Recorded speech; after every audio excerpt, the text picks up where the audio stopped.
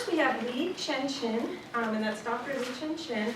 She's the Director of Intercultural Programs here at Duke University's Center for Multicultural Affairs. And she will, all of our panelists will give you a little bit more in depth of what they do on campus, etc. Next we have Dr. Molly Goldwasser. She's Assistant Vice Provost and Manager of Institutional Assessment and Accreditation here at Duke University's Provost Office. And we have Steve Hicks, who's the Associate Director for Education with the Duke University Energy Initiative. I welcome them and hope that you see that there is a variety of places to work on a university, and we really encourage you to ask all the questions that you can. These are people that have these jobs that can give you valuable information, so please do not be shy, just share, ask questions, and really explore today, since that we are a smaller group. Alrighty, so I'm going to first start, and I'm your moderator. I'm sorry, I'm a little flustered, so I've been running around. I'm half sweating here, so I apologize. I'm Suzanne Killian, and I'm one of the assistant directors at the Career Center. I actually know some of you already. We've met, we've seen each other, you've come into the office, and so I'm going to be moderating today. I have some questions that we spoke about before with the panel that we kind of, are expecting. I have some questions that a number of grad students have asked that be asked of our panel, and then we're going to open up for questions from you all. So I'm going to start with just asking the panel to please state your position and a brief explanation of what you currently do. Yeah. Okay. Again, I'm Steve Hicks. I'm the Associate Director for Education at the Energy Initiative. The Energy Initiative is not quite an institute. It's an institute wannabe at the university. It's a set of activities that are clustered around education, research, and engagement, bringing the study of the research of energy and the education around energy topics to the university. So the university is essentially exploring energy as a possible area of focus for the future. We have recently made a proposal to become an institute, which is a longer story, but so we may be an institute one day. My role, or my hat in education, is to bring, to really find people interested, both students and faculty members, and bring them together. Those can be education activities courses, those can be co-curricular activities, and those can be looking for jobs, internships, and so forth. So trying to bring people interested in energy together in the classroom and look for opportunities for learning and professional development. So that's me in a nutshell for now. I'm Molly Goldwasser. I'm an Assistant Vice Provost and do assessment and accreditation out of our Provost office. And I think the easiest way to describe what I do is I make sure everything that happened at Chapel Hill in the last 5 years doesn't happen at Duke. So all of our accreditation comes under me, measurement and assessment of student learning outcomes, curricular mapping, all of the stuff that, any kind of regulatory compliance that's tied to federal dollars through regional accreditation processes, all of that is us. And then I guess on top of that, sort of anything that's program evaluation, if faculty need help figuring out how to do social science or learning science research, they come and we talk about how do you conduct social science research, how do you measure student learning, how do you look at affective student variables when you're trying to publish in education journals that are discipline specific. So that's a lot of what we do as well. And good afternoon, I'm Lee Chen-Chen. As Suzanne said, I'm Director of Intercultural Programs. My position is within Student Affairs. Part of Student Affairs, Student Affairs has different divisions. So there is a Dean of Student side, there's what's called a Campus Life side, there are 8 cultural centers, plus 2 administrative units. There is the Housing, Dining, and Residential Life section, and there is a section called the Resource Administration, which is just managerial assessment and technologies and personnel and HR related stuff. So I manage 2 of the cultural centers. One is the Center for Multicultural Affairs, and the other one is International House. So I basically run around campus all day long. Great. And we're such an intimate group. I would really like you all, and since I am always pushing networking, to please introduce yourself, your name, and your curricular area. So I'll start over here. Hi, Leandra Guaso, first year PhD in Romance Studies. I'm Bonnie Kaiser, I'm a postdoc at the Global Health Institute. I'm Julie Martin, I'm a 4th year social psychology PhD student. I'm Ashley Young, I'm a 6th year in the history department. Christina Davidson, 6th year history department. My name is Max Zalen. I just finished my dissertation in January in classical studies. My name is Andrea, I'm a 2nd year PhD student in the Carolina Duke German program. I'm Tony Ording, I'm a 5th year THD student in the Divinity School. Great, thank you so much. So I'm going to start by asking the panel, what was your path from doctorate to your current career in higher education? And I'll start over here with Lee Chen. Okay, so even though I've in student affairs and I've actually been working in student affairs field for the last 20 years, my PhD is actually in music education. And I got mine in the last century, like the sound of it. And so back then, we already have a primary area and then a secondary area. So my primary is music education and my secondary is research. It's interesting, now looking back, reflecting why I made these choices along the way. I was a classical musician by training, and I graduated from what's called a normal university in Taiwan, which see how normal I am. It's just an old-fashioned way of calling teachers college.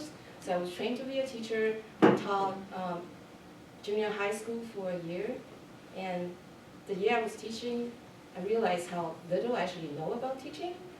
So, and I love education. I'll be a forever student if I could. So during that year when I was working, I realized I really needed more education. I really needed more training.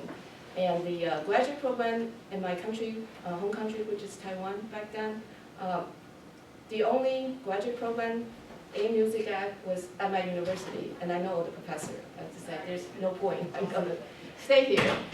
And also back then, so that the expectation is you come to the U.S. U.S. is the top premier providers of graduate education. So my goal coming to the state was that I'm going to get my bachelor and then go back to teach. And then life happens, things happen. When I was particularly working on my PhD program, I started questioning whether this is something I really want to become faculty member. Also, fell in love and met somebody who did not want to go to Taiwan. So that there are a lot of things happened, and then there was some personnel conflict, with faculty members. So I think again, looking back, I think it was, I'm glad it happens, certainly when it was happening, I was overwhelmed, and but because of these conflicts that happened, I really started questioning why am I down this path, and but that's also through these personal crises, I become close friend with the international student advisor at the University of Oregon, who turned out to be a physics. He has his physics in the PhD. So we start talking about life and talking about career choices, and he at some point said, why do you consider being an international student advisor? I say, what's that? He said, well, that's what I do. And so meantime, maintaining a full-time PhD student in the music program, I have teaching assistantship, working on my dissertation, but I also started working in the office. And we become great friends, and with all the advisors, all the staff that really mentored me, that led me to the profession of international education. And later on, when I was working, I started my first full-time job was at University of Pennsylvania. I was there at the time when the University of Pennsylvania started the Asian American Studies program, which was a great time, and I think just the faculty was incredible, very open to really bring administrators and faculty members together to create this new program. That's how I got really interested in Asian American studies, and yeah, so 20 years later, here I am. Thank you. So I guess my story is not dissimilar. As an undergrad, I studied health policy, public health, or health disparities stuff, and was doing an internship working with women in Durham who were immigrants from Central and South America, helping them figure out how do you cook food that's culturally relevant, that's healthy, that you can create on a budget, and how do you scale that up. And in doing that, it's like, well, I mean, the health piece was like, okay, exercise, eat healthy food, like, yeah, well, whatever.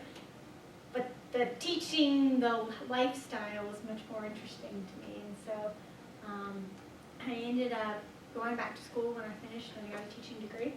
And really thought that sort of K-12 education policy was, I was going to work in that field for the rest of my life, and moved back to North Carolina after being away for family reasons. I had 6 family members who were here, so moved back to help take care of them, and was kind of bored in my job, and was like called one of my advisors from the master's degree program and said, I need a project, I'm really bored, can't really leave. So long story short, I went to Vanderbilt to study education policy, and because I couldn't leave North Carolina for family reasons, I actually worked full-time doing education policy work in Raleigh, and just flew to Nashville every other week for my PhD. And so never really had this, like I worked full-time the whole time I went to school. They gave me enough money that it was actually just cheaper to do that than it was to go to State or Carolina or something. So I never really left the workforce. I never really, in the middle of doing that, I kind of had this moment where the stars aligned.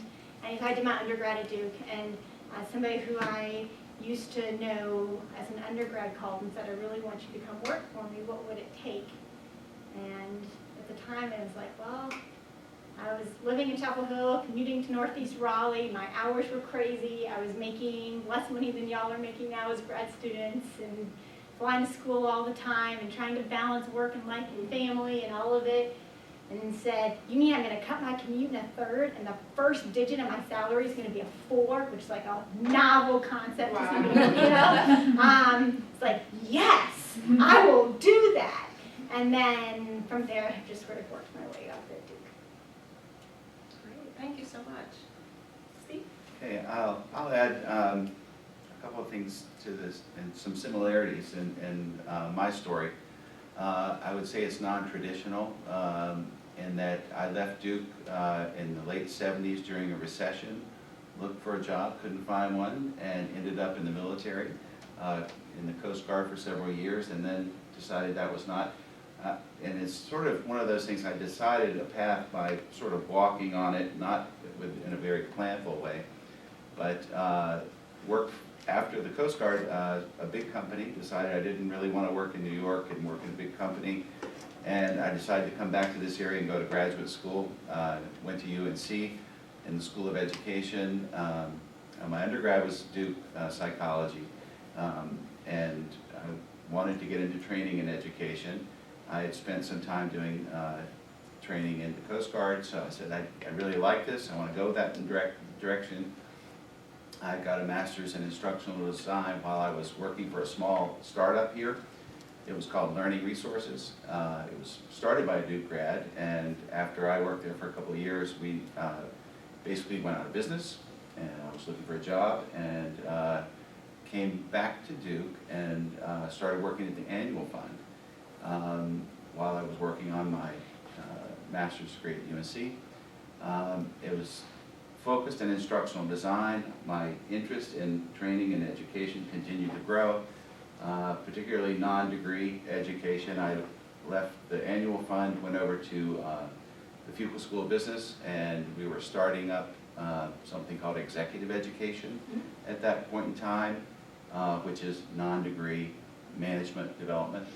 And I began with a small group of people to build what was then called executive education at the Fuqua School. It's no longer It's now called Duke Corporate, and it's no longer part of Duke, which is another story. But I started developing my skills in terms of program design, program development, working with human resources specialists in a variety of corporations to create educational programs. So I started practicing what I was learning. I decided to continue on. I went to a graduate program at North Carolina State, got my doctorate in adult education, and continued to work in the management development, leadership development world, and went to UNC, Keenan Flagler Business School, and worked there for several years, and when an opportunity, and we'll get to this later, and your network, the people you bump into, the opportunities that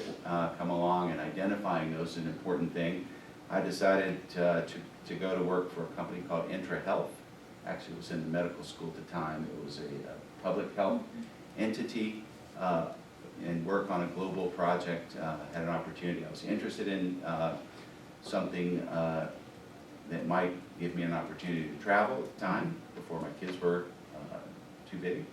And so I had an opportunity to do some international project development work on a USAID project called Prime 2, maternal and child health project, involved in training and education practitioners in developing countries around maternal and child health issues. So I continued in that area until Intra Health lost the contract with USAID.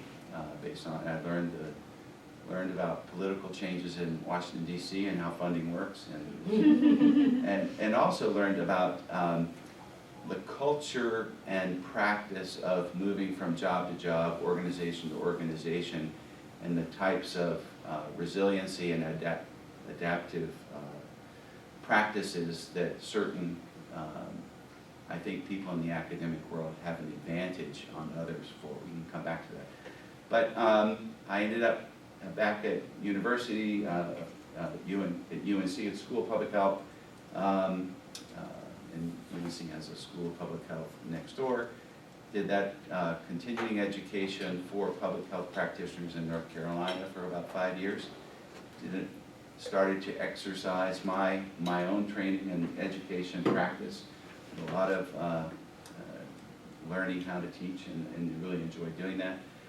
I left the School of Public Health to go to an institute, and I started bouncing from institute to institute based on different opportunities. And when the opportunity came up to come to Duke, it was part of the driver was something new, to build something new, the Energy Initiative, and also to be a part of problem-based learning, which is called BAS Connections here at Duke, and to build BAS Connections in energy, and that's problem-based learning across the university. And so we talk about that if you're interested. Excellent, thank you so much. And as everybody can see, the paths of our panelists are pretty much nonlinear. And I hope you find comfort in that as you look toward your futures as well.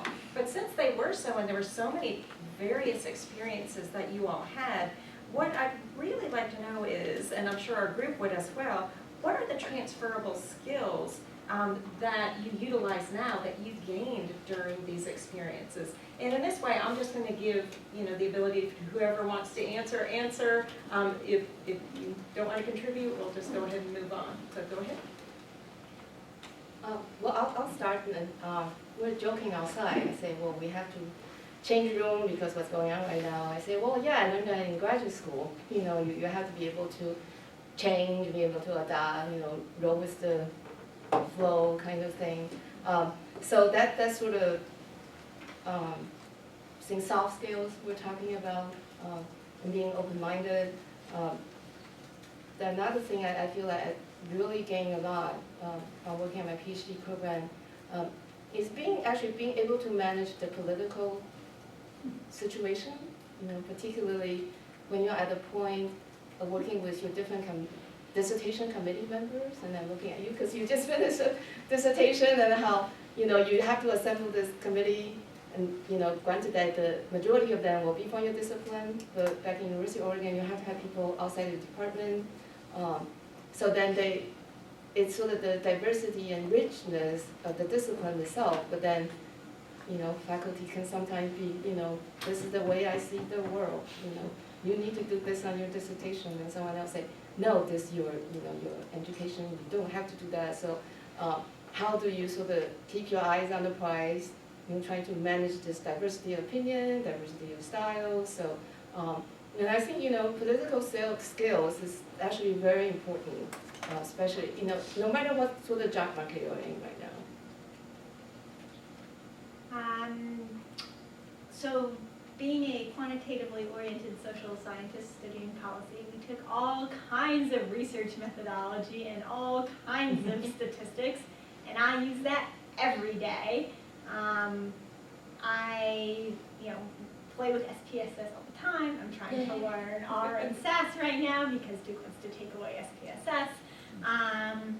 But just how do you write a survey? Well, how do you calculate the R value of that survey? People in the hospital call me probably every 36 hours saying, we're trying to get this published. The journal rejected it. They say, we don't have a reliability or validity score. What's that? Like, oh yeah, you can't use any of that data that you have. Let's talk about starting from scratch. Let's talk about how do you write a survey? How do you calculate the R value from the outset? So I love that kind of stuff. I love teaching statistics. I've tutored math at Durham Tech for 10 years, and I think it's fabulous. So for me, all of the quantitative, how do you design a conceptual framework to solve a problem, it definitely transfers. Okay, I'll just add to that. I think Molly just mentioned she teaches. I think that's one of the skills that in process of learning and teaching your colleagues, teaching and learning is a skill that we take for granted because we're immersed in an academic environment. It happens all the time. We're open to it, and you go into another environment, learning and or teaching and helping people learn is not always valued, and there are people that do not have that skill. So think about the things that you do all the time that you somewhat take for granted, and more than likely they're very useful skills in other environments. I think project management is one thing that you learn in all the things, whether you're working on your dissertation and seeing that through to the end, or just managing tasks is an important thing independently, and managing all the variables politically, all the people on your committee, and then the other aspects of navigating a course system, navigating an organization, navigating people. So that adaptability and ability to navigate people and organizations, because there's no roadmap around here. There's very, very few dots around here that you can follow. So dealing with that ambiguity and creating your own roadmap is an important skill. I think it's an important life skill. So I would say communication is another one, because you probably communicate a lot, and we don't see that in a lot of environments. The ability to write and communicate with others, and technical writing, important skill as well. So those are a few of the things I think about. And Molly has an assessment role in her job. It's a big part of what she does. I have an assessment role in my work when I think about designing and developing educational programs. In any sort of educational environment, there's always this, did it work? Did you get the bang for your buck? So what question? And I think that's something you probably, in the process of your work, think about, no matter what you're evaluating or what sort of work. So this idea of critically thinking and evaluating and using measures is something everyone in every organization does not really think about that much. And we do it so much we take it for granted again. So I think that's an important skill, assessment or evaluation, or however you refer to it as, collecting data, qualitative or quantitative data to make a case is an important skill. Great, thank you so much. So my next question includes the fact that here on Duke's campus there are so many multidisciplinary opportunities for students, and those are for grad students, PhDs. These could include like vast connections or even the Emerging Leadership Institute through the grad school, places that you kind of get a little extra something. So I know already that Lee Chen talked about you worked part-time while you were in your degree. Can you all tell me any other instances where you actually immersed yourself in something a little outside of your degree that has really proven to be helpful to you now? I just think you need to be nice to people. And if you're nice to people, then you can say, hey, there are people who I knew as an undergrad, and I have auto reminders on my Google Calendar. So once a quarter, I send an email to people who have mentored me at some point in my career. And it's either, hey, I just got a big promotion, or hey, I just finished my doctorate, or hey, I got married, or whatever it is. And this wouldn't have been possible. And it's genuine. It's a self-reminder to be thankful and to be grateful for everything that I have. And it's a great way to keep in touch with people. Because then they'll call you and they'll say, Molly, my kid's applying to Duke. Can you do a mock interview with them over Skype? And you say, sure. And then you pick up the phone and you say, hey, I need a faculty appointment. Can you give me one at your institution so I can put it on my resume? And they say, sure. And it's just this beautiful symbiotic relationship. And if 99% of the conversation and communication is positive and grateful, and you're a nice person to people, then you can call and say either I have a problem and I don't know how to handle it, can you help me? Or I'm thinking about a job in this field, who do you know? And you just have that group of people, and you know they're good, and you know if you need a letter of reference they're there, and you know that you're happy to reciprocate any favors, because they've certainly done you favors. And I think just people underestimate. My undergrads come into my office and they say, well, I don't have anybody who can write me a letter. I'm like, how do you have nobody who can write you a letter? They burn bridges, or they don't think about finding mentors, or just, all of those things. Regardless if you're a PhD student or the housekeeping person in a freshman dorm, I think that's just important.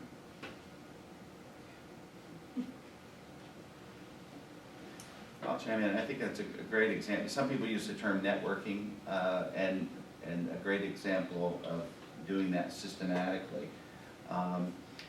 Another way to think about that is maybe in your hobbies or other, I know you don't have time to have one, but you might cross paths with other people, but to have conversations with people out of your sphere, and maybe think about having, some people use the term board of directors, advocates, people that are mentors, advocates, board of directors.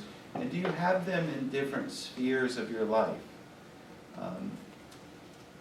When I was at UNC, I essentially volunteered to do some teaching, and through that team taught a course with someone who became a great mentor for me.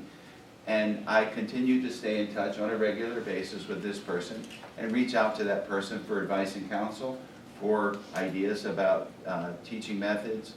And like Molly, I will put that person on a callback essentially every so many months so that I don't lose touch. So think about both the people and the process that you might use, whether you call it networking or building your development board.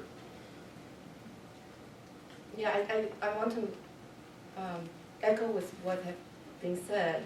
I think the beauty of being at Duke, consider its relatively small size. I think compared to UNC, we're small. Duke has so many resources available, and in person, of course, I'm in student affairs. We work very closely with the graduate school student affairs. But there's so many administrative offices. While your study is most important, if you consider career outside of academia, you can probably find somebody on Duke's campus doing being involved in the type of work or type of field that you are interested in, exploring some more. I was telling them the story that, and the little, if I may, advertising for my office. We are hiring a summer intern right now with the potential of being actually part-time for the whole year, next academic year on the international health side. But I also have 2 positions right now open in the Center for Multicultural Affairs. Those are full-time professional positions. So our intern last summer, the young man has working on his dissertation, PhD in religion at Duke. His wife is also a PhD student and just finished her dissertation. So she got a tenure track position in Nebraska, with no disrespect to Nebraska. And then, so he's been job searching in this case. He's gonna be the trailing spouse. So he's being on there, there are not a lot of education institutions, applying for community colleges, he's applying for all kinds of things. But when he was offered the position was actually at the University of Nebraska Medical Center. Because of his experience working with us in the International House, helping international students and scholars over the summer, the University of Nebraska, the Medical Center was starting this program to bring visitors and having exchange program from visitors from Asia. So we not only did we mentor him, I mean he's just an amazing, amazing individual, really did a lot for us. But then we practice interview with him, we coach him through the process, and we're thrilled when he learned that position, and then he was offered the positions. So if there's something, it obviously your priority is finish your degree. But then if this is something you're interested in doing, there are opportunities, on campus throughout the university, and as well as the medical center side. I know the medical center side as well, but if you're interested in something, like I met with PhD students doing information interview all the time, I give people feedback about their resumes, and I'm interested in international education and multicultural education. All the people that I know I do are very busy, but they're also very open-minded. Particularly as current students say, how did you get up to where you are? And I think everybody that I know that do will be willing to sit down with you and, do that with you. So take advantage of that. Don't feel intimidated. I also just want to echo what Steve said about what you do outside of work can really impact it. When I was magically asked if I would come back to Duke, and all the stuff they wanted me to do was unrelated to anything I'd ever done in my life, and I said, not qualified to do any of this. And the person who wanted to hire me said, well, yeah, you are. They wanted me to do finance. And I said, yeah, I balanced my checkbook, but and he said, right, but you're on the board of Habitat, and I'm on the Durham Habitat board, and I help do all the books for Durham Habitat. And she said, what do you do at Habitat? I said, I keep them in the black. She goes, yeah, that's what you have to do for us. And only because, I can read a balance sheet because I go to these meetings 3 times a month and know all of the housing laws for the county and the state. And just because of that, you're like, oh, I guess I do have that skill set that I didn't think about. And again, you're trying to be a good person and you're trying to help people have affordable housing in Durham, and I guess it pays off every so often. Well, great, thank you so much. Those were really just rich experiences, and students, I hope that you evaluate actually what you're doing here on campus and take advantage of so many of these wonderful, experiences that you can be involved in. Now I'm going to switch gears a little bit because this is a question that many of the students that come into my office or that I just meet on campus have. Now, did any of you guys face kind of pressure to avoid a non-faculty position or a disappointment that you weren't pursuing a faculty position? And can you tell a little bit about that experience? Yes, so I actually, as I was working on my dissertation, I won an award for outstanding students in music ed. So I think the expectation is that I'm going to get a tenure track position in music ed. And also the degree that I was in, I was actually the first PhD. So I think there are a lot of expectation placed on me. But I think, and I didn't actually really talk openly with my own advisor about this until it's been said and done. And he actually found out through other professor who was at another event cross campus say, oh, did you know, Lee Chen want this? So, if you can, I think avoid doing that, I'd rather, I think have an honest communication, but that might not always be possible in the case, that in the situation we're in right now. But I would say, to my advisor's credit, he seems retired, he's this white man. I think he wants the best for me. I think they're your advisor. They're not just, at least in my case, he's not just my advisor for my academic study. I mean, he asked about what I am, I'm doing. He was at my wedding, so he's really sort of had my best interests at heart, which I think there's a little guilt in me about not having this open conversation with him. But he understood at the end. He said, I see you now. I did see him 2 years ago. He said, you were so happy, you accomplished, I'm very proud of what you have done. So I think as hard as it is, they realize, and again, if they're your true mentor, they're your advisor, these are the people you're gonna stay with for the rest of your life in a way. They want the best for us. So as hard as this, I do think if you can have that conversation, that would be great. I think there's more internal pressure than anything else. Man, I spent all this time doing all of this, and I think also being a female, there's a different level where you look at HR policies at a place like Duke, where if you're a faculty member and you're going to go out on maternity leave, you get a semester paid. And if you're a staff or administrator and you're going out on maternity leave, you have to have 3 weeks of vacation saved up that you have to use to then get 3 weeks of paid vacation time. And they'll only guarantee you a certain, that what FMLA requires, and you're not required to pay you. And so you're like, oh, maybe the best decision for the family is for me to take a faculty job just so I can, about that age, if you're married, if you're not married, whatever you're, Mm-hmm. So some of that, you're just like, oh, well, I need to do what's right for my family. And so there's that internal pressure. But when I finished, I was here, I was finishing school in Nashville. My husband's from Durham. His mom was terminally ill and she was in hospice here in Durham, and we were her primary caregivers. And so I was unbelievably geographically bound. And I had enough vacation time saved at Duke that I could, and had built up such a rapport with my supervisor, I could work from the cancer center at Duke, and it didn't matter. And so there weren't any tenure track jobs open in my area at State. There weren't any at Carolina. Meredith doesn't have it. Elon doesn't have it. NC Central doesn't have the discipline. And if I were to leave, I sort of lose all of those banked vacation days. So my advisors, they saw how much school I was missing in Nashville to be here with my mother-in-law being a caretaker. And they just say, we get it.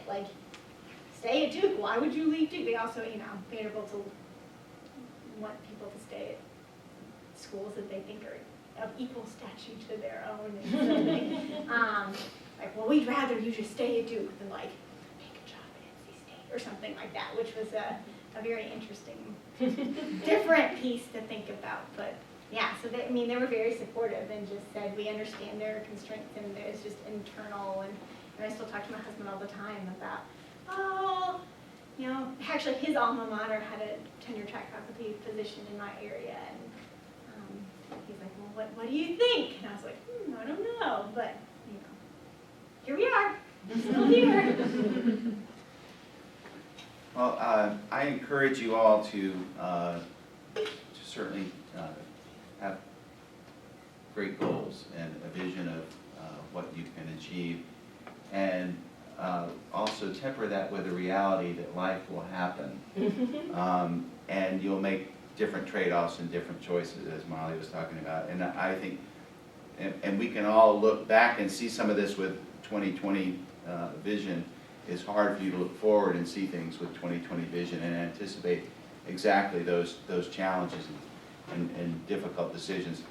I chose this, and my short story was to not pursue an academic opportunity, to stay where I was in an administrative position based on my situation and family here in Durham with 2 small kids, and all the things that wrapped around it. There are times when I may rethink that and say, I wonder what if And then I try to shut that down really quickly and say, what ifs, will not take me anywhere. But the reality was I made the decision then that was appropriate for me given that situation. And I think we have to adjust our goals and change our life, accordingly, and exhibit the resiliency and reset our goals as we can. And I have no regrets. I think we take what life hands us and we move forward with it. But I think it's important, without goals, we don't have direction. So I encourage you to have those goals and stretch yourself as far as you can go. Great, thank you very much, very insightful. This is a little bit more nuts and bolts of a question, and I know many of the students will be applying to some positions at universities. So if you currently serve on a hiring committee for your department, or if you have, or if you're involved in the hiring process, can you tell me what do your departments look for in an applicant? Maybe their materials, experiences, communication abilities. What would you suggest to the students to highlight in their application material? I'll start since I have opening in my office. Well played, thank you, yeah. I'm actually not the direct person who managed the hiring process, but I do meet with the finalists that we select. So I do, there's what's the minimum job requirement that everybody has to meet. For example, we'll just talk about the program coordinator position that we have. So the program coordinator requires a master's degree. And I'm in a situation that I'm fortunate enough to have multiple people in both of my operations. Again, by Duke requirement, everybody has to have a master's degree. But maybe because of my own career, I really believe in diversity. So as long as you have a master's degree, I don't care what your master's degree, whether it's in religion, history, ethnic studies, finance, whatever, physics, chemistry or whatever.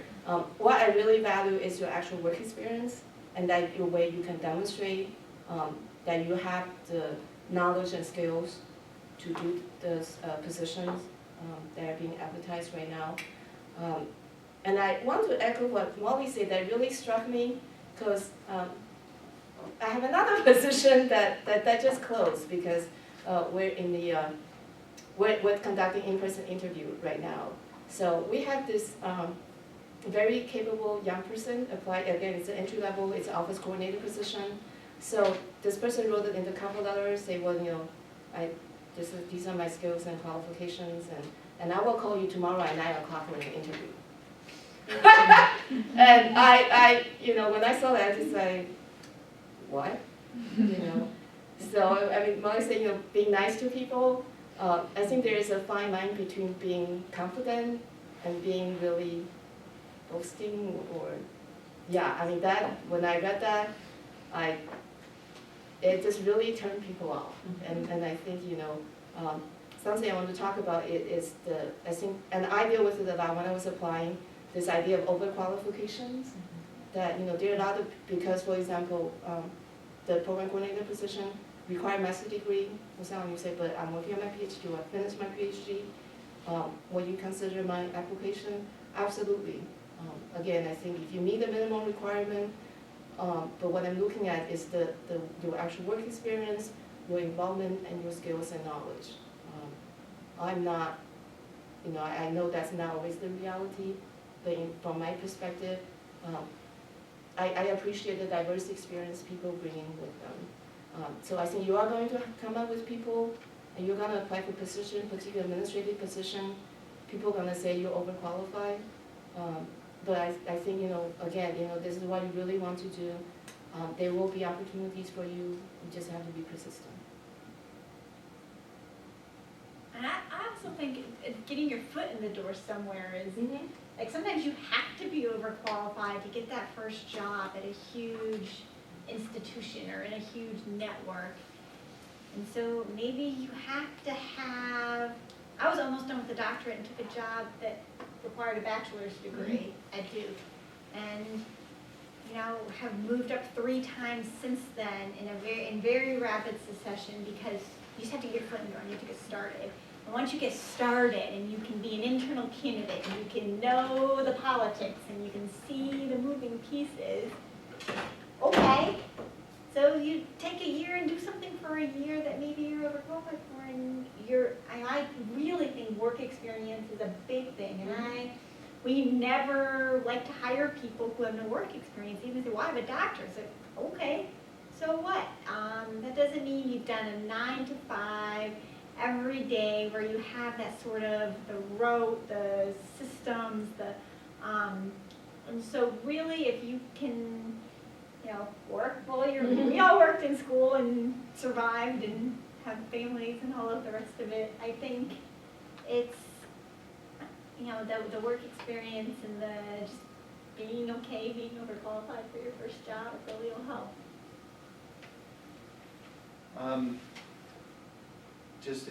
I'm not currently hiring administratively, or am I involved in hiring for faculty? I have been involved in contributing to both processes. When I think, and if I have my faculty hiring hat on, how do I contribute? I am always looking for, screening for, listening for what I value, and that's student learning. And I recognize that's not the only factor, but that's what I listen for, that's what I look for, someone who cares about or has passion for student learning. And I figure I'll get that little bit in the process that sometimes gets overshadowed by research in other ways. But so that's the perspective I try to bring to that. From in administration, I like to find, whether it's work experience or other experience in terms of volunteer, nonprofit, whatever, someone who can think about the stakeholder or the customer or the end user and think about providing the service and think about following through, and whether you call it implementation or execution or project management, someone who's had to deliver the service and done that successfully. And if they can articulate that story to me of how they've understood a need and been able to fulfill a need, then to me, they can adapt and do other things. Fantastic, thank you. And again, that, would that include the internships, when you talk about work experience, the internships, the multidisciplinary type projects, etc.? If I could add one comment about internships. One of the things, and Molly alluded to it, is understanding what works where and the culture of an organization. It will be important. The current research is basically saying that culture is one of the important aspects of what people look for in a job and how they make decisions about a job. So understanding that there are individual cultures and unit cultures and organizational cultures, school cultures, academic, and just layers of an onion of cultures that are going on out there, and understanding and being able to work within those cultures. So understanding the academic environment, if you want to work there, and understanding even the micro environment, whether it's biology or chemistry or something, and then fitting in there and being able to communicate effectively and being able to work with people in that environment is important. Great, thank you so much. So, and this is, again, a nuts and bolts. Where do you suggest students look for these types of positions? Non-faculty academic positions, where do you all post them? Duke list. Duke list. Yeah. Well, I posted the student position, the summer student positions to Duke list, but for the program coordinator position, I actually send it, thank you. I send information for this one, and I actually send it also to the Career Center.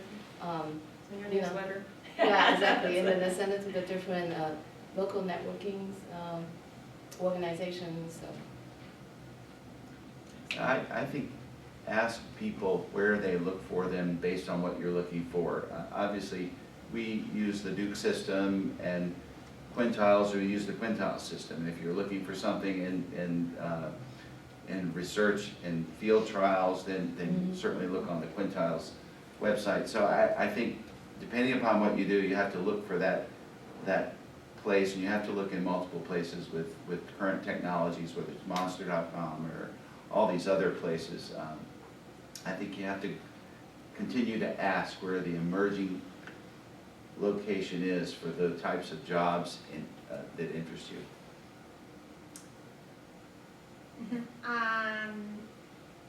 So I would say usually if you're looking at a school-based non-faculty position, I'd look on the actual school websites. But to be 100% honest, I feel like most jobs are never posted. So you just have to start talking to people, you have to start having a lot of coffee, and then you have to say, Or tea. Yeah, or tea, or beer, or whatever, and, you know, make sure that you have a good cadre of people so that when something comes up, they can say, hey, what do you think? I don't know if I've ever been given a job that was posted, ever, in my entire post-undergraduate life. And I think, you know, keep your LinkedIn profile current. I probably get a call a week from somebody asking if I would apply for a job because they found my LinkedIn profile. I just think things are different now. So that's, I mean, you can look, but most of the jobs are already filled by the time they're posted, I feel. Well, at least in our area. And then you're kind of SOL, so. Well, and to add to that, I think it's important to join the professional association into the field that you're interested in. We also post an opening, like for example, if you're into an international education related job, there is a NC state organizations, and the people can actually post job on there, and I've seen quite a few jobs being posted in the recent month. And also, don't get discouraged. I think a lot of times, you know, I have people interview with me in my operation, and you know, they're finalists, but then turn out to be, for various reasons, you know, was not selected. In one particular case, I say, well, you're actually a better fit for this other office who is anticipating an opening because someone else is leaving. So, We've done that a lot. yeah, so, you know, a lot of these, you know, I think, don't get discouraged to say, oh, I just got an interview, I didn't get that position, but even that interview itself can lead you to other positions. So, you know, be open-minded. Yeah, just plug it along. You know, don't get discouraged. Thank you so much. And these are in addition to, obviously, the Career Center has a whole website full of the first goal PhD, et cetera. But these are those things that we can't put on there. That there are those hidden jobs, or that there are those jobs that somebody's going to recognize you for and pass along your information. Now, the funny thing is that one of my questions was, how important is networking to finding a higher education non-faculty position? And you all already have extensively covered that importance in so many of the other questions. So I hope you all can see that how important that networking piece is. But I'm going to just kind of add that. Is there anything else that you all would like to add about that kind of networking platform that students need to really, really take to heart? I'll add a comment. I think whether it's associations or conferences, certainly getting yourself out there, either electronically or in person, so that you're in the conversations and presenting new ideas about where things are going trend-wise, where opportunities may lie, and then, you know, do your field research. Pick some good questions and go to people and ask them, where are the opportunities, or whatever your field protocol is. You just say, where are the opportunities, what do you think the next opportunity is going to be, and what's the locate, you know, and essentially apply your systematic inquiry process to the job search. Like if I read an interesting article in Inside Higher Ed or Chronicle Higher Ed or the Washington Post or whatever, you know, something like, oh, that's really cool, or I didn't know about that. Whoever is quoted in the article or whoever they cite, I just look that person up and I just cold call them in our office and I say, hey, this is Molly calling from the Duke Provost's office. I read such and such. That's so amazing. Can you tell me more? Would you be willing to set up a time to Skype? And usually if you start a conversation about how cool, I would like to learn more about your research, about your job, about your program. It's a great way for you to learn, and it's a great way to sort of build the contacts outside of the Duke bubble too.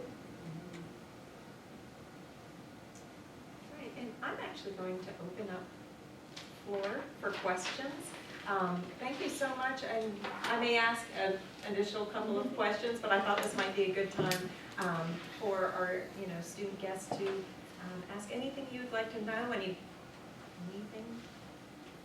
at all, burning questions. It's your time to find out. Well, I have a question, I think specific to Molly though. I was just wondering, how common do you think your position is, versus how unique it is to do? Are there a lot of, but I think a lot of schools do have like offices of assessment. All accredited schools would have Something. an office or someone that has a responsibility, right? It says, and so they're reauthorizing HE. So it's a huge growing trend in, so I think, the policy person in me says, I think higher ed trends tend to be about 10 years behind K-12 trends in general. No Child Left Behind was 2001, so about 10 years later, you started to see a huge proliferation of assessment jobs in higher ed. No Child Left Behind was reauthorized. They were delayed a few years. Now HEA, Higher Education Act, which is the higher ed equivalent of No Child Left Behind, is going to be reauthorized probably next year because of the legislative makeup right now. And all of the indication is that it's going to move just as how higher K-12 moved from input to outcome-based reporting. Higher ed is going to officially move that way as well. And so if federal monies are tied to outcomes-based reporting, you're going to only have an even further increase in people who can do measurement and evaluation of both programmatic outcomes and student learning outcomes, because otherwise schools won't have any money. And I'd add to that you have the accreditation of the university and the accreditation of the schools within the university. Absolutely. Or School individual of Public programs. Health or a program, so there's a lot of that Yeah. to go around. Yeah, and I was gonna say, in student affairs, per se, we have an office, started with an office of one when I first came in 2008. Yeah, yeah, exactly. Now it's 3, and with a graduate intern. Yeah, So, that's the last 8 years. and So they still can't do everything, and they have our office help with the stuff that they don't have time for. Yeah, so. Just for student affairs. Exactly, so I would definitely agree with that. Thank you.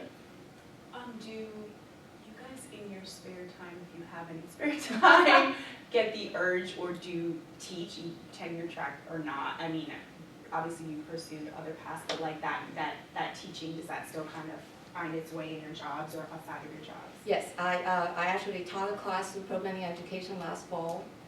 And looking back, I don't know how I did it, but I did it. And it was great. I mean, Duke student are just amazing. I mean, particularly, it was it was offered as a special topic course.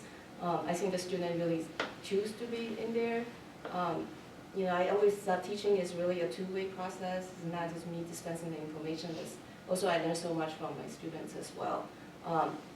So it's now has become a regularly scheduled class. What is it called? It's a seminar class. It's called Asian in American Higher Ed, Trends and Issues. And gosh, we have so much to talk about right now. The classrooms are right here. So yeah, I think, that for me also, before I started actually to teach a class, that's a very structural way of teaching. But in terms of, I look at my job, a lot of my job I also think of as teaching, because you constantly have to train new staff and teaching people. And then we're at the information explosion age, even the profession itself. There always so much more new information, so much new trend, just to keep up with what's going on. I think it's teaching doesn't mean just, being in the classroom, working with the student. When we talk about management, working with the staff, to me, it's also a form of teaching. So I teach every semester in the certificate college teaching program. I'm teaching GS 755 again in the fall if anybody needs a CCT class.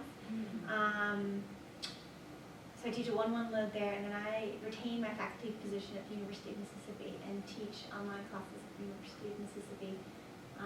Mostly so that I can sort of be a bubble burster with my undergrads who I mentor, who think that who come in, oftentimes not from the South, who have very incorrect preconceived notions about either how progressive Duke is or how not progressive other schools are.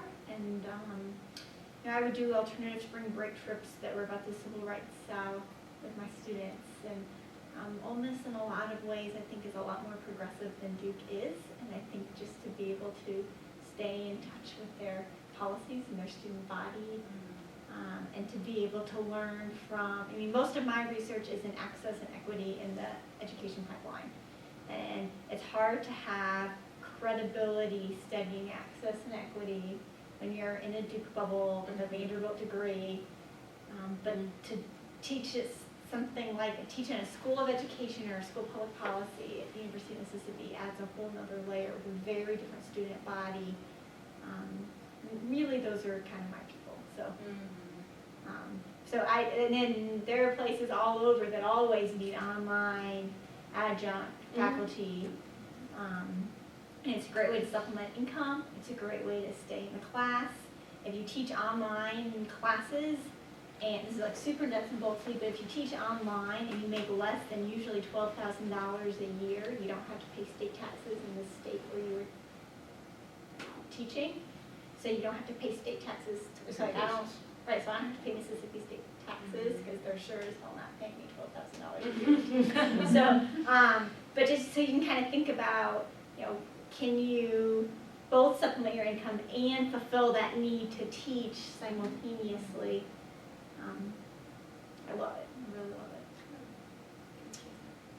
it. I taught a class at the business school at UNC, the Keenan Flagler Business School, and I have not been teaching a class since then. It's been several years, but I continue to go back and at least to UNC and teach workshops, non-credit workshops, as a way to sort of scratch that itch for teaching. And I also do some individual coaching, which is another aspect we don't think about a lot. I guess you get it in a career center, you're in individual coaching, but coaching is becoming a very popular method of learning. It's started, it's been around a long time, but it's used in business frequently. It's moving its way into other organizations. So I do some coaching in the business realm for the business school, but it's a way that I can keep myself active. It's what I call a hobby, if you will. I learn as much as I teach, and I enjoy doing it. And so that's a way to kind of utilize some free time and find a way to share that knowledge. And again, too, remember all of those other non-faculty careers that teaching is just kind of a part of your job. So really explore that some of you have a lot of student contact, especially in student affairs. So if that's one of your passions, there's always a job that incorporates something that you really enjoy. And that's kind of the beauty of non-faculty positions in higher ed. So that's wonderful. And we're still open for some inquiries. So you are not officially on the panel, but I would be interested in how you ended up in your job, actually. Wow, another very nonlinear path. So, yeah, very interesting. So my undergraduate is in agriculture, believe it or not, and even though I'm at that NC State, I'm at most people don't get all their degrees from one place. I did, just due to the fact that I started a family very early, was even a married undergrad, so I did not have.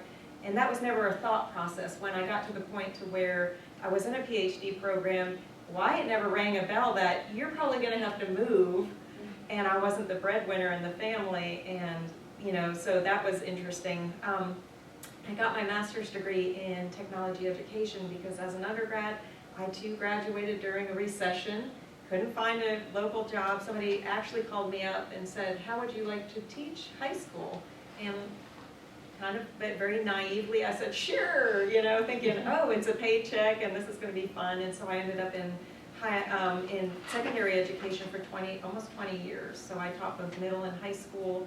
I started as kind of like an agriculture teacher, and that morphed into a technology teacher once I got my master's degree in technology.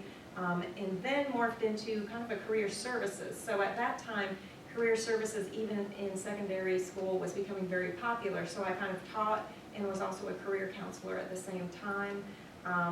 And then, again, like we talked about, somebody told me, oh, you're really good at this education thing. Why don't you come on into our PhD program? And I thought, oh, this is fun, because I would be an eternal student myself. And received my PhD in educational research and policy analysis, thinking, oh, I'm going to go into educational policy someday. I was very interested, especially in the policy area of the ADA and the IDEA, or for students with disabilities. And it fit great because I'd say, and this sounds unbelievable, but about 70% of my students were identified with disabilities. And so, in essence, I was kind of doing what I loved. I was serving my students well. And then I got to a point where I worked at what's called an early college. So it's students go for 4 years plus 1. So they're in high school for 5 years, but they actually start college courses. This was the STEM early college at NC State. So they could start actual NC State courses around 11th grade.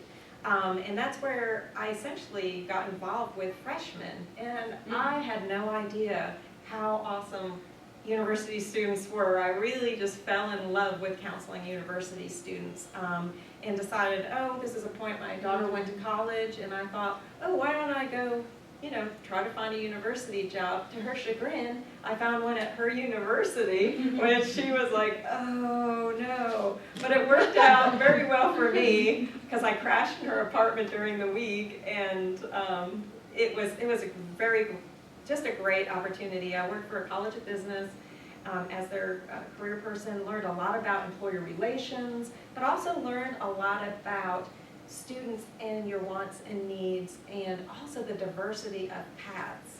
I just didn't realize that there were so many paths people could take, and paths that students wanted to take, and how employers were very excited about experiences and your narrative and your story.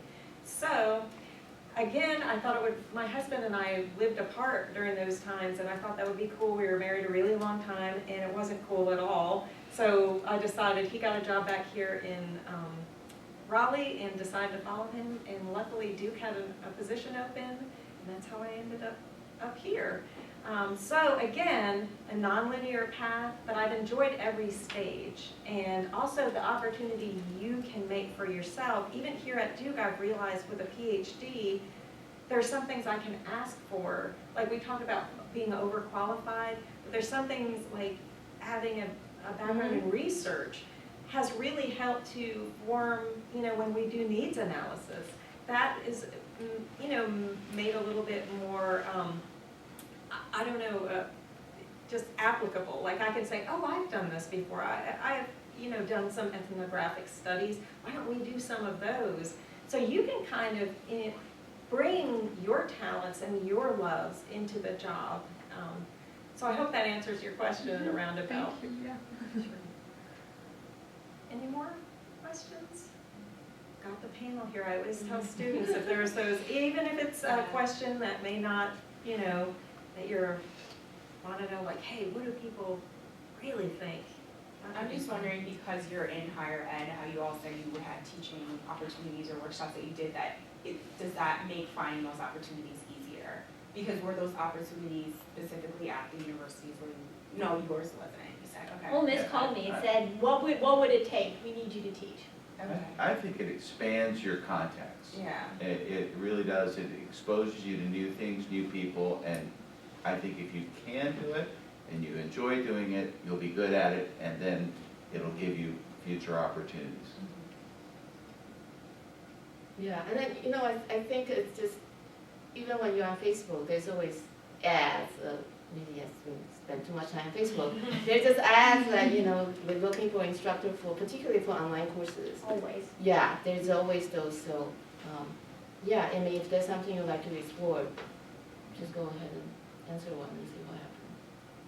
And also being on a college campus and having a PhD, I know it's easier to, even if say a professor has to go out on medical leave, you can inquire, oh, I see that you just need one class cover, can I do that? And if you have a PhD already, it's easier for you to slide into the position rather than having to get qualifications, et cetera. So you can always inquire and say, hey, I've got this idea. How would you, like one section of this course, which, it sounds like all of you all have done, to that value added. So. And then I do want to say that because I'm part of student affairs, for me to teach the class through the program education, I was not getting paid. Oh, okay. The grad school pays me to teach. Yeah, I mean, you're seeing Duke is so decentralized, each one of, depending on your particular division's policy. Summer school's another opportunity. Yeah. possibly. Yeah. So, I mean, I also know there are colleagues in the division that they go teach at other universities. So, I mean, then that's different. But Right. for me, in my situation, I know that a couple of my colleagues teach at NC State. I say I don't want the commute, the 40 minutes commute from my house, I can't deal with that. So. I know someone at the business school at UNC that was teaching at Duke, UNC, and NC State at the same time. Wow. And these Teaching are accounting, positions? teaching accounting on a contract basis at all places at the same time. So the good news is we're not too far away, and there might be opportunities, either summer school or even full-time, if you want to do that. I think I have to have a soapbox moment just to tell you guys, especially the women in the room, sorry, that you have to negotiate. And whatever number you think is astronomical, whatever list you think is astronomical of things to ask for, it's not. It's really not. And I was joking with Melissa not too long ago that I had a mentor tell me very recently, imagine what would happen if everybody had the confidence of a mediocre middle-aged white man. And as pithy as that is to say, I think when we're talking about if you have a PhD and you're in a job, you can ask. The worst they can do is say no. But you can say, I think you need to do this. And I'm talking about I'm thinking about going back to school now. I'm talking about being a lifelong learner. There are schools that have said, well, we need somebody to teach statistics, and we'll pay your tuition if you'll teach statistics for us. And so, can you barter and negotiate because of that? Can you say, well, no, you're not paying me that dollar amount because it only says you have a bachelor's degree minimum requirement and I have a doctorate, so you need to pay me appropriately. Or can you, actually there's a great mentor of mine in student affairs here at Duke who sat me down and said, the best thing I can tell you to do is come up with a number in your head. And you have to figure out, it doesn't have to be salary, but negotiate enough benefits to get to that number. And you have to predetermine what that number is because you're worth that. And if that's what you think you're worth, don't settle for less. And if that means you get parking paid for, that means they waive your waiting period to get a retirement account. That means one of the things, so when I say the graduate school pays me, they don't mean, they put money into a discretionary account. So that means I'm not paying taxes. I mean, y'all think I'm probably evading taxes, basically. It's not worth enough. I mean, it's like $3,000 a year or something. So it's like not something obscene where it's going to make or break my lifestyle. But having $3,000 to travel for conferences is huge. And so ask for a professional development account. Pick the 3 most expensive conferences in your area and have written into your contract that you're going to go to all 3 of those every single year. Whatever it is, write into your contract that you get an editor for your books. Write into your contract that you have an indexer for your book. Just anything that's going to cost you money, add it in, ask for it, figure out where there are weird pockets of money, and get that written in from the beginning. And you have a PhD, you've sort of worked hard. I don't mean this in an arrogant way, but you've worked really hard. And because you've worked really hard, you're entitled to have a little bit of assistance. Maybe entitled is the wrong word, but you have earned the ability to ask for that a little bit of assistance.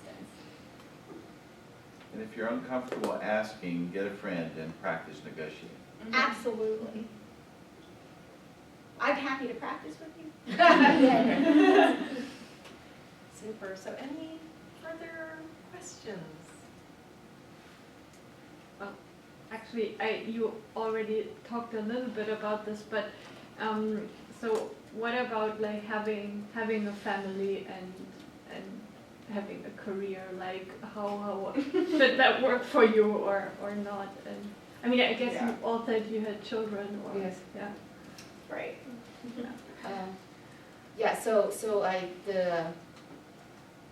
The husband I married in graduate school, we didn't want to live in Taiwan, which I should have taken that as a sign.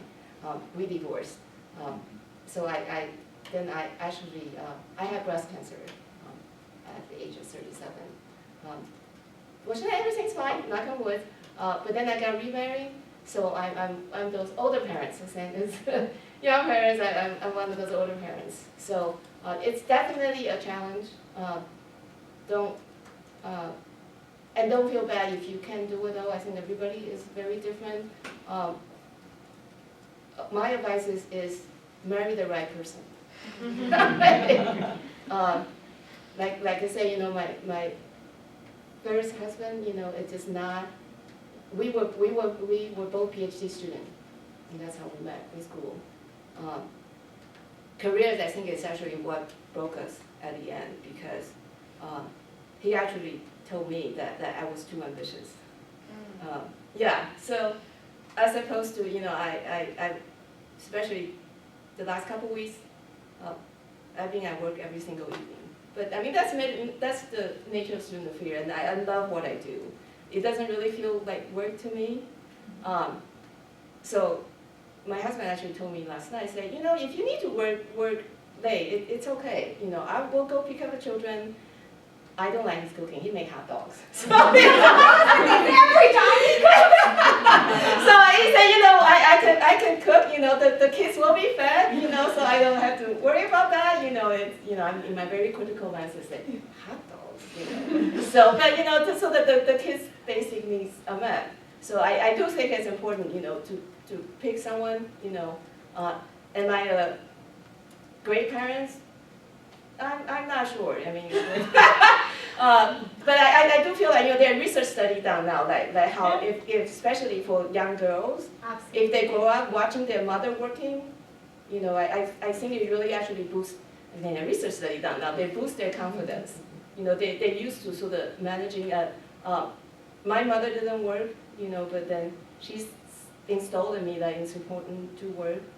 So you think about how your life experience, help you carry, and then, so nobody is perfect. We just try to do the best we can. So we don't have kids yet, I guess, because we were taking care of my mother-in-law. And we had this great circle where my mother-in-law was in Durham, my grandparents were in Kinston, and my parents are in Wilmington. And my father was going through cancer treatment. My grandfather was quite sick, and my mother-in-law was sick. And so we did this great divide and conquer. We knew all of the back roads and all of that. And so I felt like we were taking care of an older generation and said we're going to wait until all of that dust settles before we think about kids. And now we're having a lot of, my husband was ready for kids yesterday, and I talk to Melissa about this all the time, and it's great to be able to have people to say, I don't know if I'm ready for kids. My husband and I have very candid conversations about how I am the primary breadwinner. This impacts my career disproportionately. And I'll make very crass comments about, I'm not going to go to work on a Monday and have somebody ask me about my kid. I want to go to work on a Monday and have somebody ask me about the article I just published. And so until you can guarantee me that that's going to be the conversation, I'm not ready for this. But my husband is, I married the right person. He will say, let me find a job where I can be home at 4 o'clock every day, and if he needs to work part-time, he'll work part-time or whatever it is. So because I work great, with all of this stuff out here, that adds to it. But crazy hours all the time, always at work. I have 2 extra jobs outside my Duke job, teaching, so you just, as long as I'm go, go, go, go, go, go, go, my husband's just said, okay, I'll do it. And, if you write the grocery list, you can go to the grocery store. And if you separate things before they go in the washing machine and leave lists, great, the clothes get washed. And, but it's, we talked before we even got married about what does the timeline look like for this? Are kids important to you? How much do you prioritize family over anything else? I mean, clearly we changed job searches based on feeling like we had to be in Durham County. So it's not easy, and it's a lot of conversations, and but millions of people have been very wonderful parents with all kinds of crazy other things, so I feel like it'll work out. I'll just chime in, just very briefly. I think, whether it's a supportive relationship enables a lot of things. It enables both people to grow. And that ability to give and take and adjust is helpful to provide a supportive environment for family. And I think there's always this, I wish I had done this when, to make it easier, but there's never a place to have a family and to get a PhD that's easy. So there's no easy place. So you just have to figure out a way to do it. Remember, children are really resilient as well, and also they need to be flexible. I think that's what I found with my own child, that being in education and being in these wonderful areas where she saw so many people in so many different areas and disciplines, and the fact that sometimes I had to drag her places at night and she had to be flexible made her a much better person. And so I feel very fortunate. She is an employed person. She made it through, and she's a 22-year-old. So again, I'm not sure if I was the best parent ever on this earth, or my husband and I, but I feel that it's a great environment for kids and for families. And even if you don't have kids, being on a university campus keeps you young, keeps you current, keeps you up to date on technologies. And there are things I don't think I would know, like using 3D printers and all these wonderful things that I would never have known about if I had an office job in a cubicle somewhere. So I just think it's a great family atmosphere. And also education has been very good to me. I feel with my family, and even a sick parent, I as well had that situation. They've been so flexible and understanding. There's lovely, understanding people to me in higher ed and in education in general. So they're people, and I think it's a great place. So, but any last inquiries from anyone? Because we are nearing the time when we're going to. If you have any follow-up questions, just look us up. Find us on the web. Email us. Yeah. You know where they are. And I will also send the evaluations via email, since we did have a few folks who had to leave for classes and other types of things. But I just want to thank you so much for coming. I want to thank especially our panelists for taking their time, and also so frankly and wonderfully sharing your narratives and your stories. I'm hanging on your words. I was like, this has been wonderful, and just wonderful people to network with. And remember that these are the folks that you can have coffee with and informationally interview, as many of us have talked about before and was brought up in the panel. So please use these wonderful folks as your references and your, just the people to ask these questions. And thank you again. And if we can give them a hand,